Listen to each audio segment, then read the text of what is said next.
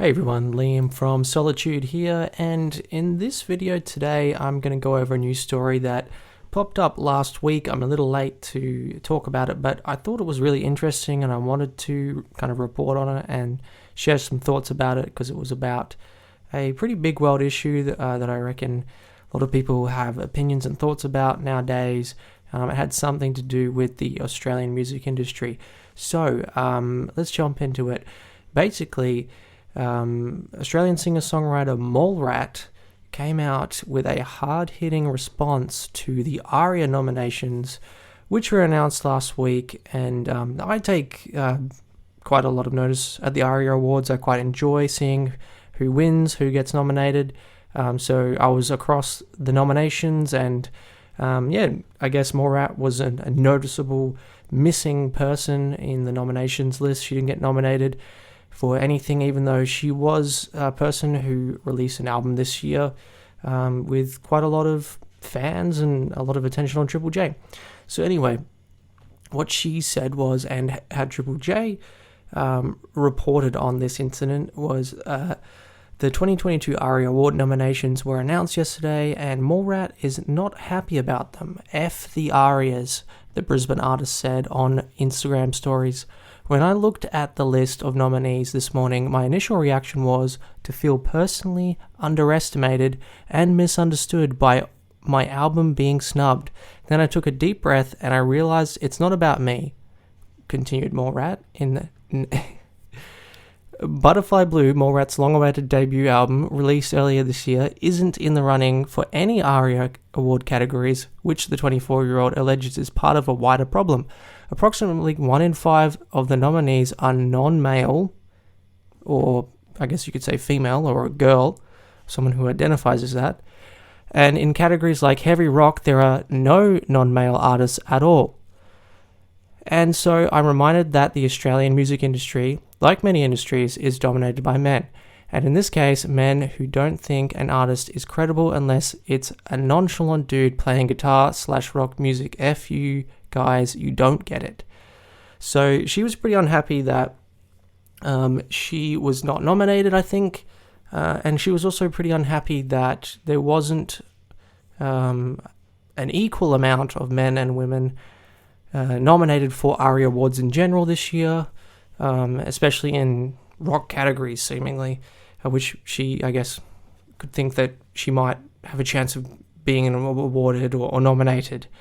So, as you can imagine, this drew up a lot of attention on the internet. We saw a lot of people share opinions, which I will get to later, but importantly, someone from Aria responded to this, a person by the name of Annabelle Hurd, representative of Aria, and she said this, which was also reported on the Triple J article: there are 40 female nominees for this year's Aria Awards.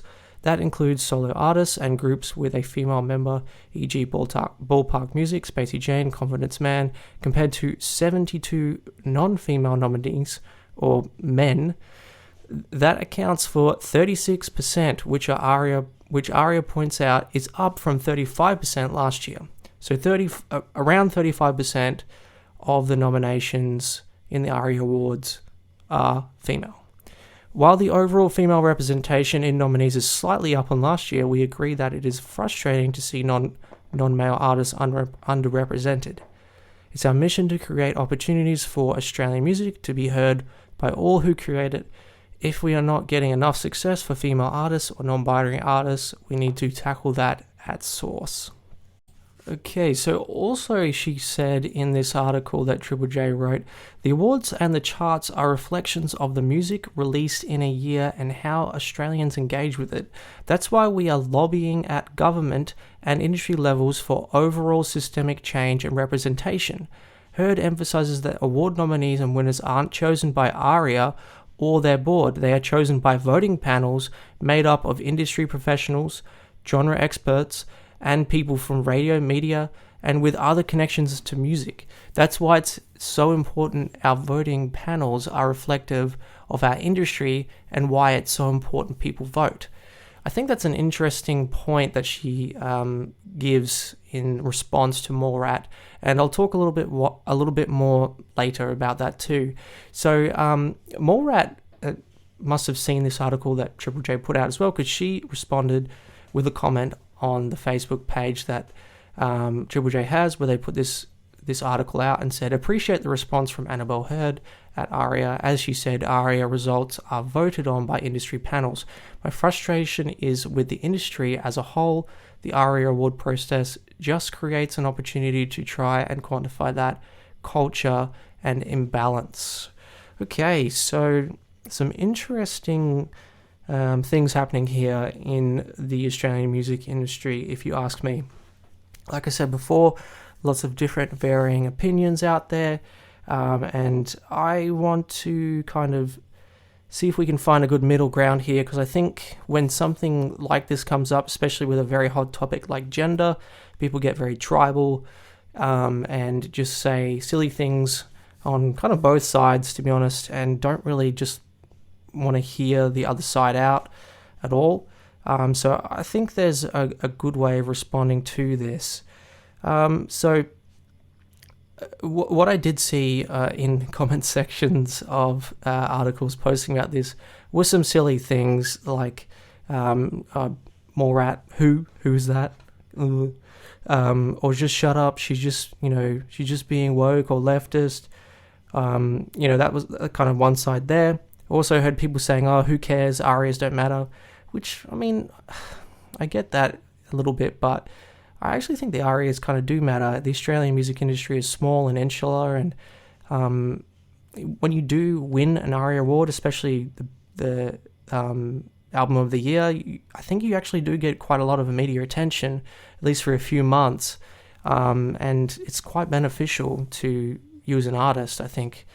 And then on the other side, we have a lot of people just saying, oh, look at all these triggered misogynistic men just getting angry about a woman speaking out, or and then on the other side, a lot of people defending her, saying that yes, the Australian music industry is sexist or whatnot.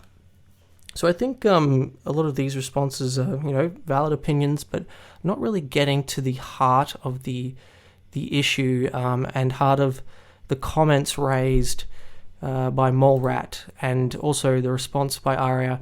Now, I found one response that someone wrote on Facebook, and I think this, to me, is probably the most important point here. They said, music industry is currently around 78-ish% male-based on active APRA/AMCOS accounts. 1 in 5 women in the arias is actually a pretty perfect representation of the music industry as a whole. This is a good thing. Okay, so APRA/AMCOS is basically the company that's in charge of licensing music in Australia. So essentially what this person's saying, and now I'm just kind of going off what they're saying to be accurate, because I think it is, I hope it is. If it's not, and you have better information than me, call me out. But from what he said, I would guess this is just about right. And this was my assumption before I even saw this comment. Basically, what this person was saying is about 80% of artists, or 75% of artists in Australia who sign up to have their music licensed so they can make money off it if it gets played on ads or radio stations, are male. So a vast majority of Australian musicians who are eligible for Aria Awards are male. So, look, when it comes to the Aria nominations, I actually think that this year especially, they did a really good job of nominating the artists who deserved the nominations. I get Mallrat is disappointed she didn't get a nomination, but she was up against some tough competition. So if we compare this issue to something I'm kind of just making up off the top of my head here, let's say they had an award for nominations for the best bricklayer in Australia, and look, you would assume like 95 to 98% of bricklayers in Australia are male, right? So, I mean, at the end of the day that example, majority of the nominations are going to be men. If you were looking for the 5 best nominations, there's a good chance all of them are going to be men. So the problem with that analogy, though, is when you compare it to music, there shouldn't really be a reason why men or women are better at music, or men or women are more interested in music. And there is no reason. So gender is completely irrelevant to how good you can be at music. So I understand why Mallrat would be frustrated with that, because for whatever reason, the music industry is male dominated. There's more men that are interested in playing in bands, making music, becoming DJs or whatever, than there are women. And I can't tell you why that is. I'm not a gender psychologist or anything. I could make assumptions, but that's just a matter of fact. There are, at this point in time, more men than women in the music industry in Australia. So, and how do we fight that issue, I guess you could call it? I'm not sure. I can't profess to have a good way of making more women participate, or evening up that number. But I don't think what Mallrat is asking for is the answer. I don't think giving people nominations based on their gender, making it look equal, even though it's not truly equal, it's actually quite unequal. I think it's probably it's inequality to be nominating 50% men and 50% women when 75% of the demographic of nominations are men. Because when you think about it like this, say there was an accounting firm where 100 people applied for a job, and they give 10 jobs to people, right? Let's say 80% of the people who put in for the job were men, 20% were women. If they hired 5 women and 5 men, you're actually making it easier for the women to get a job, because there was way less women that applied, and more men. So if they were looking for, I guess, what people deem to be equality of how many people applied, you would want 8 men and 2 women. Or, at the end of the day, you could just put gender aside and hire the 10 best accountants. And I think that's really what the answer to all of this is. It's not about gender, really. It's about who made the best music when it comes to the Aria nominations, and who interacted the most, or who had the most interactions with their music in the Australian music industry.